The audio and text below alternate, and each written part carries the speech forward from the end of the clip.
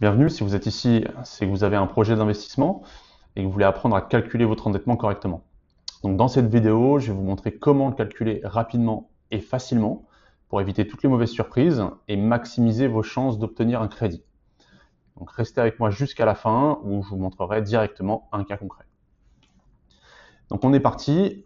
Hop. Donc la formule mathématique déjà très simple, c'est charge divisée par revenu multiplié par 100.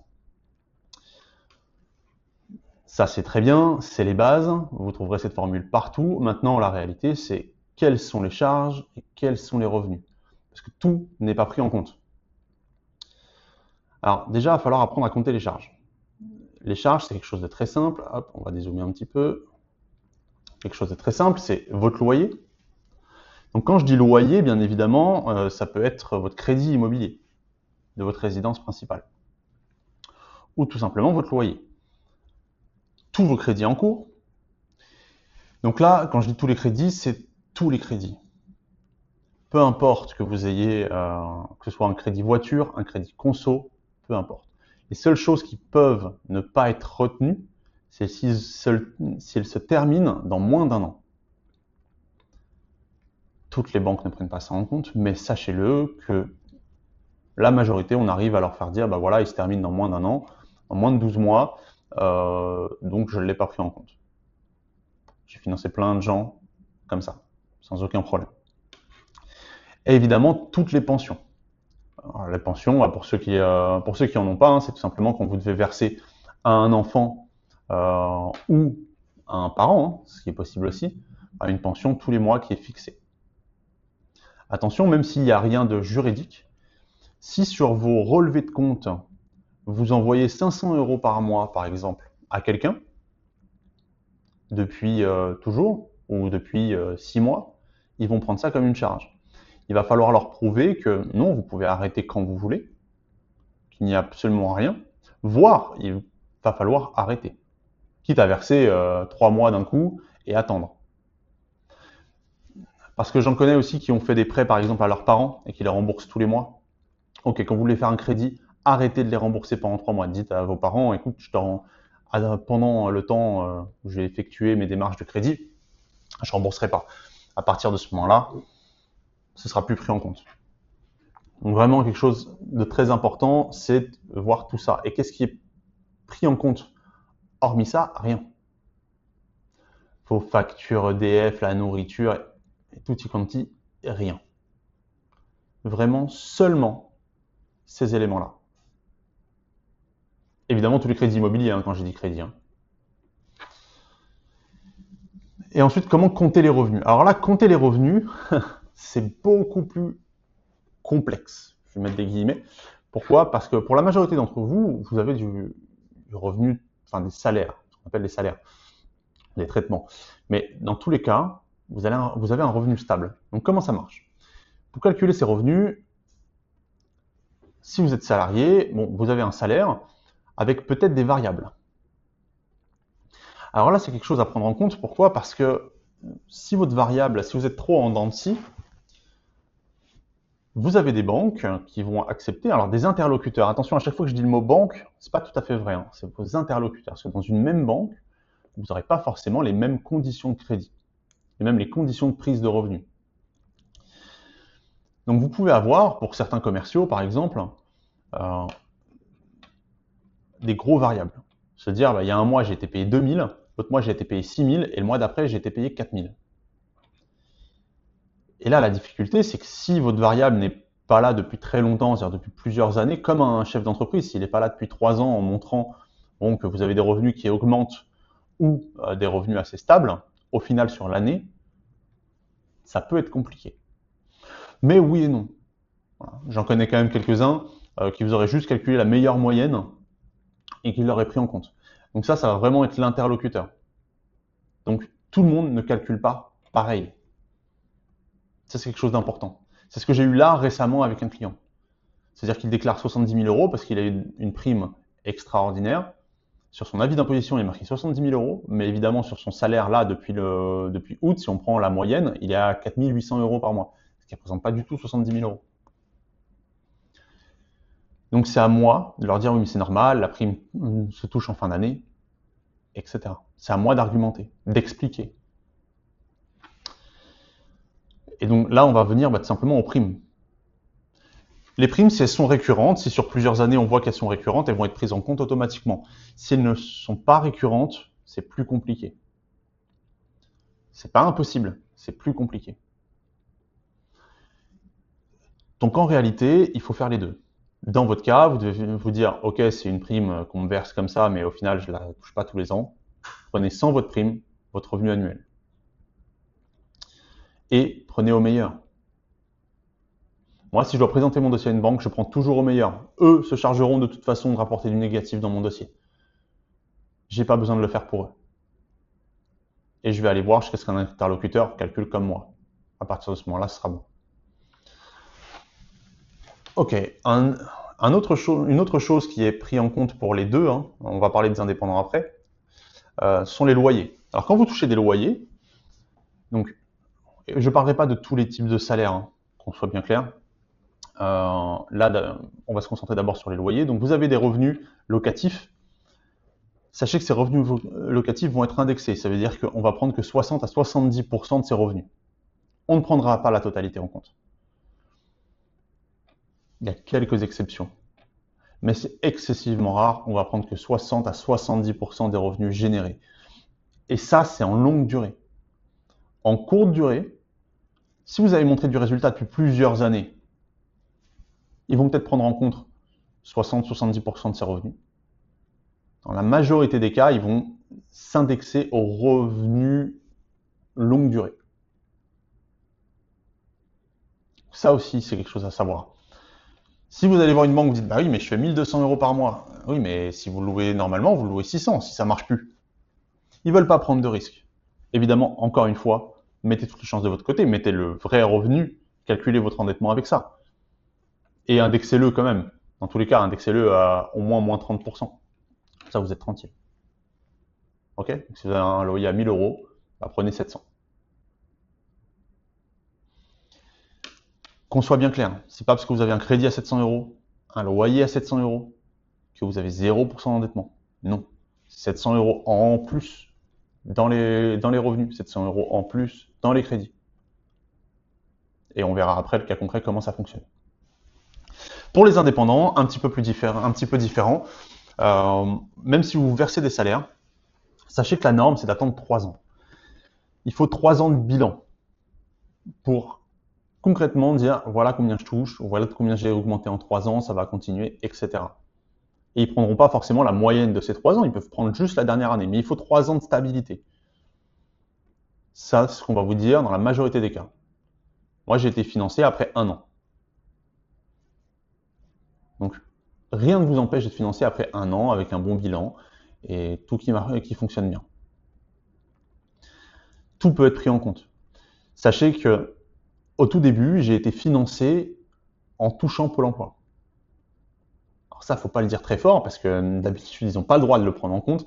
Mais étant donné que j'avais un Pôle emploi assez fort, qu'il me restait encore plus d'1 an de Pôle emploi et que je me versais pas de salaire sur mon entreprise, je faisais tout pour justement optimiser. À partir de ce moment-là, bon, ils ont accepté de prendre mon Pôle emploi en compte. En plus d'un revenu fictif sur ce qui arrivait, parce que j'ai acheté via une holding. Donc ça, c'est encore autre chose. Mais en tant qu'indépendant, que vous versiez des salaires ou pas, ça a fonctionné de la même manière. La seule chose qui va être plus compliquée, c'est si vous versez des dividendes. Si vous versez des dividendes et que vous ne vous payez que comme ça, il va falloir vraiment prouver que vous avez 3 ans de stabilité minimum. Minimum.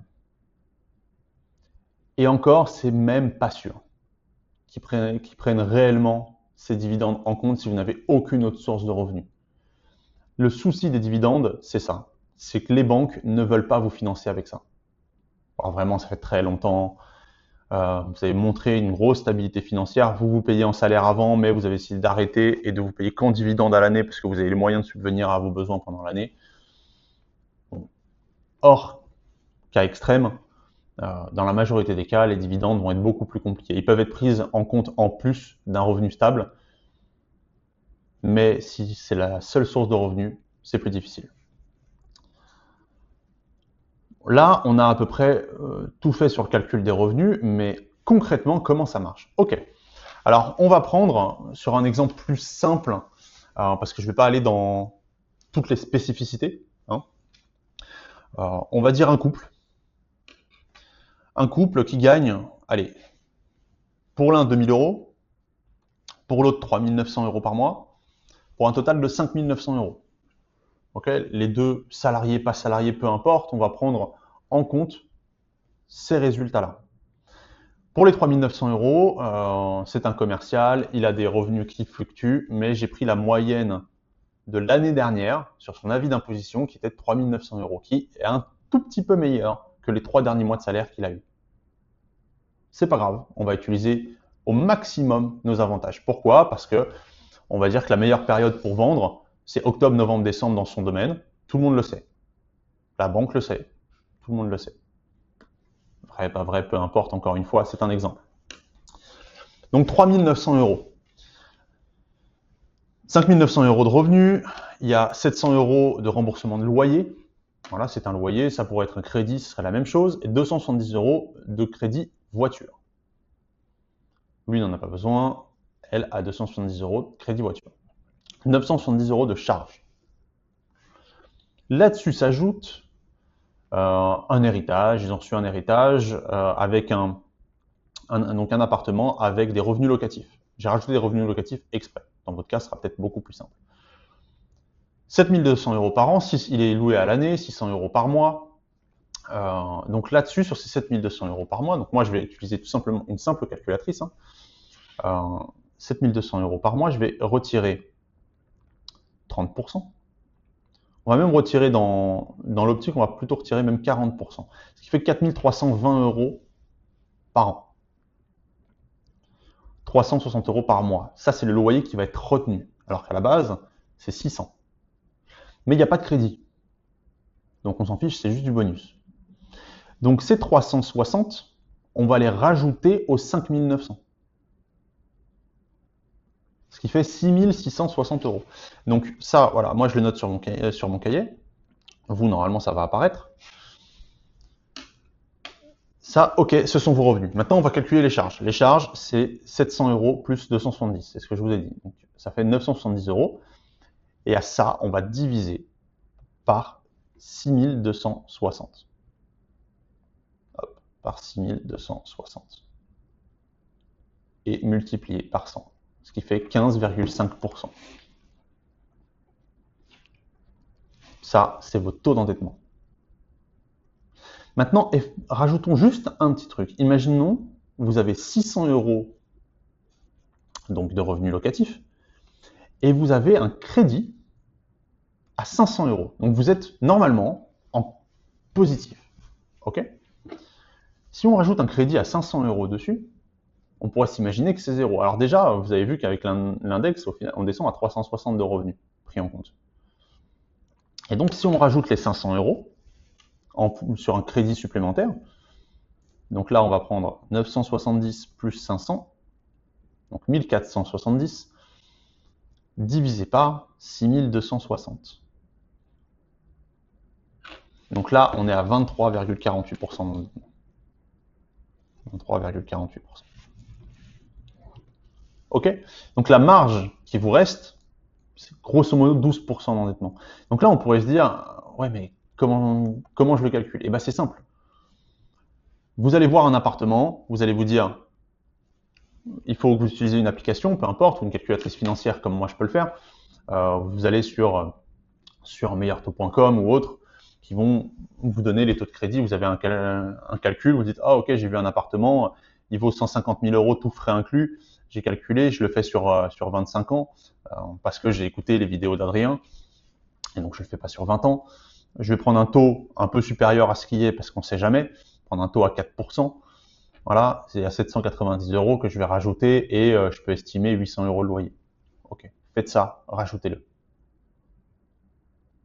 Et assez rapidement, avec cette formule, vous allez pouvoir voir, ok, bon, bah, j'ai 800 euros de loyer prévu, en plus de tout ce que j'ai là, 800 € de loyer prévu et j'ai 790 € de crédit. Donc ce qui fait que les 800 € vont être, malheureusement, on va faire moins 40%, donc 480 qui va s'ajouter à mes 6260,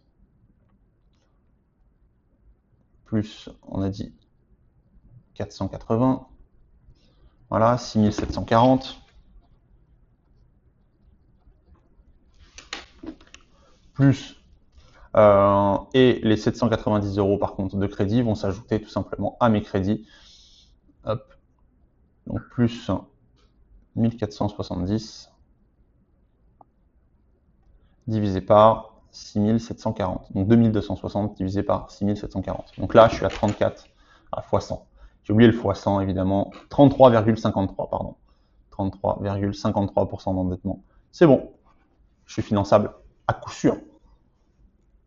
Évidemment, vous pouvez avoir un loyer plus élevé. Évidemment, vous pouvez l'indexer moins. Parce que là, j'ai pris moins 40%. Ça peut être que moins 30%. 100%, c'est très rare. Sachez-le. Bon, j'espère que tout ça, ça vous a permis d'avoir tous les éléments pour. Je vous ai pas perdu avec les chiffres. C'est très simple pour moi. Si vous voulez avoir des petits exercices pour vous entraîner, demandez-moi en commentaire. Je vous enverrai ça. J'ai justement un petit Word avec des petits exercices pour vous entraîner, ce qui vous permettra en pleine visite, pour négocier, de calculer votre temps d'endettement en direct. Ce sera beaucoup plus agréable pour la négociation, de savoir à quel prix vous pouvez acheter le bien en question. Et si vous avez d'autres questions, venez directement me voir. Prenez rendez-vous. Vous avez 30 minutes offertes, quoi qu'il arrive. On pourra discuter de vos projets, de votre taux d'endettement si vous le souhaitez, et voir ensemble comment vous pouvez avancer dans vos projets d'investissement. Je vous souhaite une très bonne journée. Je vous dis à bientôt.